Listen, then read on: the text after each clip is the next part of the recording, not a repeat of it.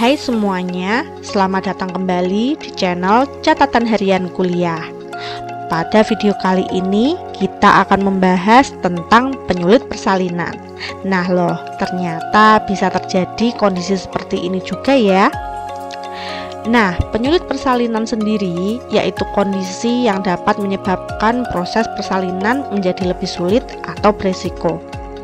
Lalu, apa saja penyebabnya dan bagaimana cara mengatasinya? Yuk kita bahas bersama setelah intro yang satu ini ya.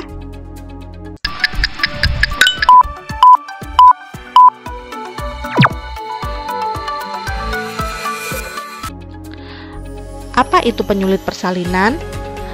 Penyulit persalinan adalah kondisi medis yang membuat proses persalinan menjadi lebih sulit atau memerlukan tindakan medis tambahan nih Bunda. Penyulit ini bisa terjadi sebelum, saat, atau setelah persalinan.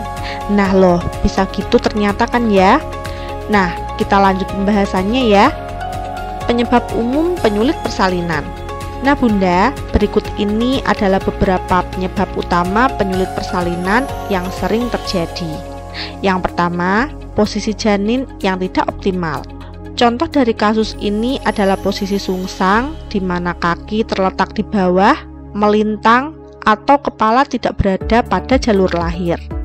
Nah, posisi ini akan membuat proses persalinan normal menjadi lebih sulit. Kemudian, yang kedua, kontraksi lemah atau inersia uterus. Kondisi ini terjadi jika rahim tidak berkontraksi dengan cukup kuat sehingga proses persalinan bisa berhenti atau memakan waktu yang lebih lama. 3. Panggul sempit atau tidak proporsional. Nah, kondisi ini sering terjadi jika ukuran panggul ibu terlalu kecil atau ukuran janin yang terlalu besar. Dan ini tentu dapat menghambat kelahiran secara normal ya Bunda. 4. Tali pusat bermasalah. Nah, lilitan tali pusat, kemudian tali pusat yang pendek, atau tali pusat yang keluar lebih dulu atau sering disebut dengan prolaps tali pusat dapat juga mengganggu proses kelahiran dede bayinya nih Bunda. Nah, 5. Plasenta bermasalah. Contoh dari kasus ini adalah plasenta previa, yaitu plasenta yang menutupi jalan lahir, atau juga ada solusio plasenta yang mana plasenta lepas sebelum waktunya. 6. Faktor kelelahan dari ibu, di mana ini adalah kondisi kelelahan fisik yang berlebihan yang pada akhirnya dapat membuat ibu sulit untuk mendorong atau mengejan selama persalinan berlangsung. Apakah ada dampak penyulit persalinan ini? Nah Bunda, jika faktor penyulit persalinan ini tidak ditangani dengan baik, maka akan dapat menyebabkan beberapa kondisi penyerta nih, seperti stres pada janin atau sering disebut dengan distres fetal, kemudian peningkatan risiko perdarahan pasca persalinan, dan diperlukannya tindakan seperti operasi sesar, vakum, ataupun tindakan lainnya. Cara mengatasi dan mengurangi risiko penyulit persalinan.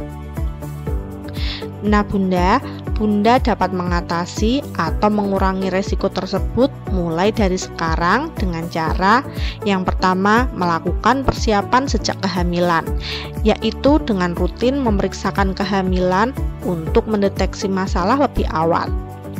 Kedua, dengan melaksanakan olahraga kehamilan, yaitu melakukan latihan ringan seperti senam hamil yang dapat membantu menjaga posisi janin dan memperkuat otot panggul. Ketiga, berlatih untuk memanajemen rasa sakit.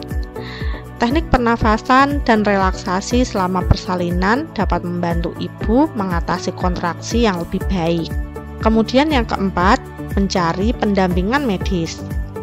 Nah, di sini dokter atau bidan akan mengambil langkah cepat dengan beberapa metode seperti induksi persalinan atau operasi sesar jika diperlukan. Kapan sih Bunda harus waspada?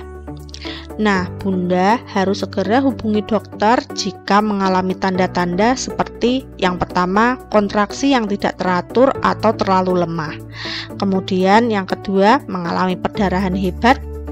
Dan ketiga, mengalami ketuban pecah dini tanpa kontraksi. Dan yang terakhir, merasakan penurunan gerakan janin secara drastis. Nah, penyulit persalinan memang bisa menimbulkan kekhawatiran ya Bunda. Akan tetapi dengan persiapan yang baik dan dukungan tenaga medis, maka diharapkan resiko komplikasi dapat diminimalkan. Jangan lupa juga untuk selalu memantau kondisi selama kehamilan dan konsultasikan ke dokter untuk memastikan proses persalinan nanti dapat berjalan secara lancar. Terima kasih sudah menonton. Jangan lupa like, share, dan subscribe untuk informasi kesehatan lainnya ya. Sampai jumpa di video selanjutnya. Bye!